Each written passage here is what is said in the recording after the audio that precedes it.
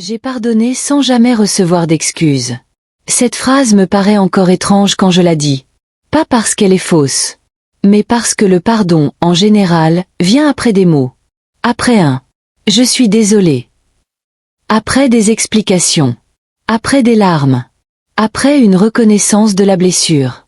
Mais rien de tout cela n'est arrivé. Il n'y a pas eu d'excuse.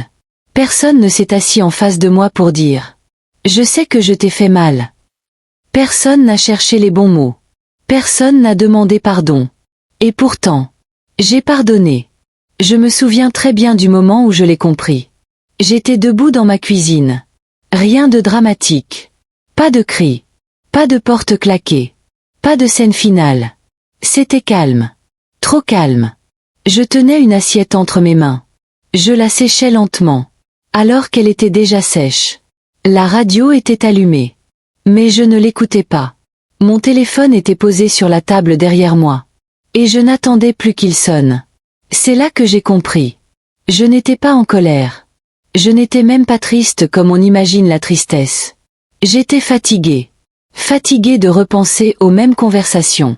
Fatiguée d'attendre des mots qui ne viendraient jamais.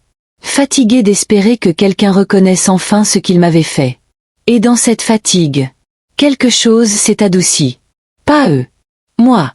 J'ai compris que si je continuais à attendre des excuses, je resterais prisonnière de cette douleur. Alors j'ai lâché. Pas parce qu'ils le méritaient, mais parce que moi, je méritais la paix. Je n'ai pas toujours été cette personne silencieuse. Il y a eu un temps où ma vie était pleine de bruit, pleine de voix, pleine de gens qui avaient besoin de moi. J'étais une mère. Et pendant longtemps, cela suffisait à définir qui j'étais. Mes journées commençaient tôt. Trop tôt parfois. Je me levais avant le soleil. Je traversais la maison en silence. Je lançais le café. Je préparais les petits déjeuners. Je connaissais les horaires de chacun par cœur. Je savais qui oubliait toujours quelque chose. Je savais qui avait besoin d'un mot de plus avant de partir. Ma maison n'était pas parfaite. Mais elle était vivante. Il y avait des chaussures près de la porte. Des plats dans l'évier. Des rires mélangés à des soupirs. Et j'aimais ça. J'aimais être nécessaire. J'aimais savoir exactement où était ma place. À cette époque, je ne doutais jamais de mon importance. Je ne me demandais jamais si je comptais. J'étais là. Et c'était évident. Avec le temps, les choses ont changé. Doucement. Naturellement. Les enfants grandissent. Ils partent. C'est pour ça qu'on les élève. Je me disais que j'étais prête. Que je comprenais. Et pendant un moment, c'était vrai. Ils appelaient souvent au début. Pas toujours longtemps. Mais régulièrement. Comment tu vas? Tu fais quoi aujourd'hui? Je ne peux pas désigner un moment précis et dire. C'est là que tout s'est brisé. Rien ne s'est brisé. Tout s'est estompé. Petit à petit. Les appels sont devenus moins fréquents. Les conversations plus courtes. Des plans ont changé. Des visites ont été repoussées. Au début, je trouvais des excuses. Ils sont occupés. Ils sont fatigués. Ils ont leur propre vie maintenant. Et je le pensais sincèrement. Je ne voulais pas devenir celle qui se plaint. Je ne voulais pas être un poids. Alors je me suis tue. Mais se taire ne veut pas dire que rien ne se passe. Ça veut dire que tout se passe à l'intérieur. Il y avait des moments où quelque chose se serrait dans ma poitrine.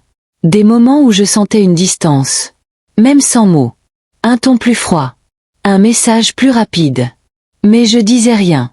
Parce que je croyais que l'amour, c'était comprendre. Et comprendre, c'était patienter. La douleur n'est pas venue d'une grande trahison. Elle est venue du fait de disparaître lentement du centre des choses. Des décisions prises sans moi. Des conversations tenues ailleurs. J'apprenais certaines choses après coup. Parfois par quelqu'un d'autre. Et à chaque fois, je souriais. Je suis contente pour toi, disais-je. Et c'était vrai. Mais j'apprenais aussi à avaler mes émotions. Sans m'étouffer.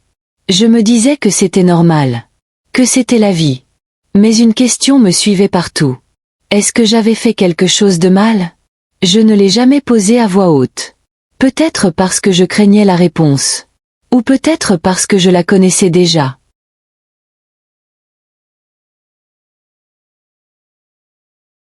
Un matin, je me suis réveillée.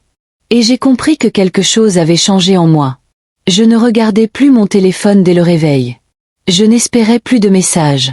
Cette habitude avait disparu, sans que je m'en rende compte. Et au lieu d'un soulagement, j'ai ressenti un vide. C'est ce jour-là que j'ai compris à quel point j'avais attendu. Attendu une reconnaissance. Attendu une prise de conscience. Attendu des excuses. Mais le silence me répondait. Et dans ce silence, j'ai compris que j'avais un choix. Rester dans l'attente. Ou rester dans la douleur. Ou pardonner. Pas parce qu'on me l'avait demandé. Pas parce qu'on m'avait expliqué. Mais parce que je ne voulais plus porter ce poids. Il y a une chose que personne ne vous dit sur le pardon. On vous apprend qu'il vient après. Après les excuses. Après la reconnaissance. Après les regrets. Mais parfois, le pardon arrive seul. Sans invitation. Sans mots. Sans réparation. Et c'est là que ça devient difficile. Parce que pardonner sans excuse, ce n'est pas tourner la page.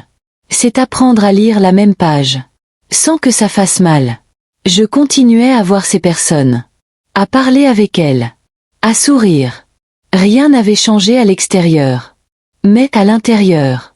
Chaque silence était plus lourd. Chaque mot évité laissait une trace. Je me disais que ça passerait. Que le temps arrangerait les choses. Mais le temps n'explique rien. Il ne fait que révéler. Il y a eu plusieurs occasions. Je le sais. Des moments où quelqu'un aurait pu dire « Je suis désolé si je t'ai... » Je crois que ce qui m'a retenu de parler, c'était la dignité. Je ne voulais pas supplier pour des excuses. Je ne voulais pas forcer quelqu'un à reconnaître une blessure. Je ne voulais pas entendre un pardon prononcé par obligation. Alors j'ai choisi le silence. Encore une fois. Mais cette fois, le silence n'était plus une protection. C'était un enfermement.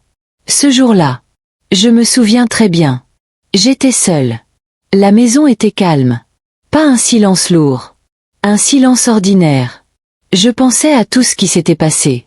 Aux années. Aux gestes. Aux absences. Et une pensée s'est imposée à moi. Doucement. Mais clairement. Personne ne viendra s'excuser. Pas parce qu'ils sont mauvais. Mais parce qu'ils ont avancé autrement. Parce que pour eux, les choses étaient réglées. Et j'ai compris quelque chose de terrible. Et de libérateur à la fois. Si je continuais à attendre, je resterais bloqué dans un passé que avait déjà quitté. Ce n'est pas arrivé d'un coup. Pas comme une révélation. C'est arrivé comme une fatigue profonde. Une lassitude de souffrir. Je me suis dit, et si je pardonnais, sans qu'on me le demande? Pas pour eux. Pour moi. Pas pour effacer ce qui s'est passé. Mais pour arrêter d'y revenir chaque jour. Le pardon n'était plus un cadeau que je leur faisais. C'était une clé que je me donnais. J'ai compris une chose essentielle. Pardon. Il n'y a pas eu de grand déclic. Pas de phrase magique. Pas de moment spectaculaire. Le changement est venu doucement. Comme une porte que l'on ferme sans bruit. Un matin, je me suis réveillée. Et j'ai réalisé quelque chose de simple. Je ne pensais plus à ce que j'aurais voulu entendre. Je ne rejouais plus les scènes dans ma tête. Je ne formulais plus des excuses imaginaires. Que personne ne dirait jamais. Et cette absence de pensée m'a surprise. Je n'étais pas devenue indifférente. Je n'étais pas devenue dure. J'étais devenue fatiguée de souffrir. Pendant longtemps, j'ai confondu deux choses. Je croyais que la paix ne pouvait exister que si la relation était réparée. Si tu écoutes cette histoire et que tu attends encore des excuses, j'aimerais te dire ceci. Attendre peut te maintenir en vie. Mais attendre trop longtemps peut t'empêcher de vivre. Pardonner sans excuse ne signifie pas que ce qui s'est passé était acceptable. Cela signifie que ta vie vaut plus que cette attente. Avec le temps, j'ai cessé de compter les jours. J'ai cessé de me demander quand viendrait enfin cette conversation. Quand arriveraient ces mots que je n'entendrais peut-être jamais. Je ne guettais plus les signes. Je ne cherchais plus des preuves. Et ce détachement n'était pas froid. Il était doux. Il y a quelque chose d'étrange quand on arrête d'attendre des excuses. Le passé cesse de se répéter dans la tête. Les scènes ne reviennent plus en boucle. Les souvenirs restent. Mais ils ne font plus mal de la même façon. Ils deviennent des souvenirs. Pas des blessures ouvertes. J'ai compris que Si tu attends encore. Des excuses qui ne viennent pas. Si tu revis sans cesse. Une blessure que l'autre a déjà oubliée. Si tu te dis que tu ne peux pas avancer. Tant que l'autre n'a pas reconnu sa faute. J'aimerais te dire ceci. Tu as le droit d'avancer sans permission. Tu as le droit d'être en paix. Sans validation extérieure. Pardonner sans excuse. Ne ferme pas ton cœur. Il le libère.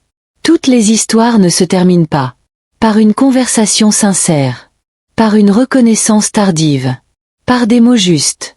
Mais toutes les histoires peuvent se terminer. Par la paix. Et parfois, la plus grande victoire n'est pas d'avoir été compris, mais d'avoir cessé. Si cette histoire t'a touché, ce n'est pas un hasard. Peut-être parce que toi aussi, tu as pardonné sans entendre « pardon ». Peut-être parce que toi aussi, tu as porté une douleur que personne n'a reconnue. Si ces mots ont réveillé quelque chose en toi, sache une chose. Tu n'es pas faible d'avoir pardonné. Tu es courageux. Pardonner sans excuse. Ce n'est pas oublier. Ce n'est pas minimiser ce qui t'a fait mal. C'est choisir de ne plus laisser cette douleur diriger ta vie. Si tu te reconnais dans cette histoire, laisse un commentaire. Même un seul mot.